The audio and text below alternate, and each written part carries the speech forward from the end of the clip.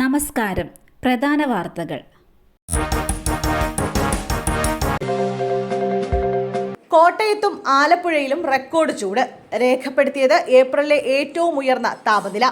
സംസ്ഥാനത്ത് കനത്ത ചൂട് തുടരുന്നു. ഇതിനിടെ ഇന്നലെ റെക്കോർഡ് ചൂടാണ് ആലപ്പുഴയിലും കോട്ടയത്തും രേഖപ്പെടുത്തിയത്. ഏപ്രിൽ മാസത്തിൽ ഇതുവരെയുള്ള ഏറ്റവും ഉയർന്ന താപനിലയാണ് ഇവിടെ ഇന്നലെ രേഖപ്പെടുത്തിയത്. ആലപ്പുഴയിൽ 38 ഡിഗ്രി സെൽഷ്യസ് ആണ് ഞായറാഴ്ച രേഖപ്പെടുത്തിയത്. ഇതിനു മുമ്പ് 1987 ഏപ്രിൽ 1-നും 38 ഡിഗ്രി സെൽഷ്യസ് രേഖപ്പെടുത്തിയിരുന്നു. കോട്ടയത്ത് 38.5 ഡിഗ്രി സെൽഷ്യസ് ആയിരുന്നു ഞായറാഴ്ചത്തെ ചൂട്. 2020 ഏപ്രിൽ 3-ന് രേഖപ്പെടുത്തിയ 38.3 ഡിഗ്രി സെൽഷ്യസ് ചൂടാണ് മറികടന്നത്. അതേസമയം ഇന്ന് കൊല്ലം, തൃശൂർ, പാലക്കാട് ജില്ലകളിലെ വിവിധ പ്രദേശങ്ങളിൽ ഉഷ്ണതരംഗ സാഹചര്യം നിലനിൽക്കും എന്നതിനാൽ ജാഗ്രത പാലിക്കണമെന്ന് കാലാവസ്ഥാ കേന്ദ്രം മുന്നറിയിപ്പ് നൽകി. EP ജയരാജൻ LDF കൺവീനർ സ്ഥാനത്ത് തുടരുന്നതിൽ അതൃപ്തി. CPM സംസ്ഥാന സെക്രട്ടേറിയറ്റ് യോഗം ഇന്ന്. വിവാദങ്ങൾക്കിടെ CPMന്റെ നിർണായക സംസ്ഥാന സെക്രട്ടേറിയറ്റ് യോഗം ഇന്ന് ചേരും. EP ജയരാജനുമായി ബന്ധപ്പെട്ട വിവാദം യോഗത്തിൽ ചർച്ചയാകും. പാർട്ടിയെ പ്രതിരോധത്തിലാക്കിയ EP ജയരാജനെതിരെ നടപടി വേണമെന്ന ആവശ്യം ശക്തമാണ്. EP ജയരാജൻ, പ്രകാശ് ജാവേദ്കർ കൂടിക്കാഴ്ചയും യോഗം ചർച്ച ചെയ്തേക്കും. ജയരാജനെതിരെ നടപടി വേണമെന്നും നടപടികൾ വൈകിപ്പിച്ച് വിവാദ ചർച്ചകൾ ഒഴിവാക്കണമെന്നും പാർട്ടിയിൽ അഭിപ്രായമുണ്ട്. ചെന്നൈയിൽ മലയാളി ഡോക്ടറെയും ഭാര്യയെയും കഴുത്തറുത്ത് കൊന്ന നിലയിൽ.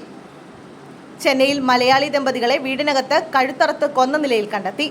സിദ്ധ ഡോക്ടറായ 72-കാരൻ ശിവൻ, വിരമിച്ച അധ്യാപികയായ ഭാര്യ 62-കാരി പ്രസന്നകുമാരി എന്നിവരാണ് മരിച്ചത്. മിട്ടേമില്ലിയിലെ ഗാന്ധിനഗർ മെയിൻ റോഡിലെ വീട്ടിലാണ് ദമ്പതികളെ മരിച്ച നിലയിൽ കണ്ടെത്തിയത്. ശിവൻ നായർ വീട്ടിൽ ക്ലിനിക്ക് നടത്തുകയായിരുന്നു. കൺസൾട്ടേഷൻ തേടിയെത്തിയ രോഗികളുടെ വേഷത്തിൽ പ്രതികൾ വീട്ടിൽ കയറി ദമ്പതികളെ കൊലപ്പെടുത്തുകയായിരുന്നുവെന്നാണ് പ്രാഥമിക അന്വേഷണത്തിൽ വ്യക്തമായത്. വീട്ടിൽ ബഹളം കേട്ട് ഓടിയെത്തിയ അയൽവാസികൾ പോലീസിൽ വിവരം അറിയിച്ചതിനെ തുടർന്ന് പോലീസ് സ്ഥലത്തെത്തി മൃതദേഹം ആശുപത്രിയിലേക്ക് മാറ്റി. പോസ്റ്റ്മോർട്ടത്തിന് ശേഷം പുലർച്ചെ 1 മണിയോടെ മൃതദേഹം മോർച്ചറിയിലേക്ക് മാറ്റി.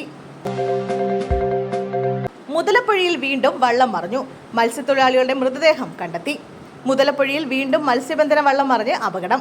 പുലർച്ചെ 3:30 അപകടം.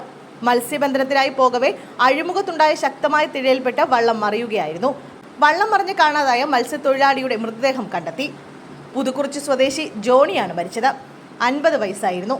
വള്ളത്തിൽ 6 തൊഴിലാളികൾ ഉണ്ടായിരുന്നു. ഇതിൽ 5 പേർ നീന്തി രക്ഷപ്പെടുകയായിരുന്നു. തീരദേശ പോലീസും മത്സ്യത്തൊഴിലാളികളും നടത്തിയ തിരച്ചിലാണ് ജോണിന്റെ മൃതദേഹം കണ്ടെടുത്തത്. മൃതദേഹം ചിറയൻകീഴ് ആശുപത്രിയിലേക്ക് മാറ്റി. വെള്ളാനിക്കര സഹകരണ ബാങ്കിലെ സുരക്ഷാ ജീവനക്കാർ മരിച്ച നിലയിൽ. വെള്ളാനിക്കര സർവീസ് സഹകരണ ബാങ്കിൽ 2 സെക്യൂരിറ്റി ജീവനക്കാർ മരിച്ച നിലയിൽ. കാർഷിക സർവകലാശാല ക്യാമ്പസിനകത്ത് പ്രവർത്തിക്കുന്ന ബാങ്കിലെ സെക്യൂരിറ്റി ജീവനക്കാരെയാണ് മരിച്ച നിലയിൽ കണ്ടെത്തിയത്. വെള്ളാനിക്കര സ്വദേശികളായ അരവിന്ദാക്ഷൻ, ആന്റണി എന്നിവരാണ് മരിച്ചത്. ഇന്ന് രാവിലെ ബാങ്ക് തുറക്കുന്നതിന് മുമ്പ് വൃത്തിയാക്കാനെത്തിയ സ്ത്രീയാണ് ആദ്യം സംഭവം അറിയുന്നത്.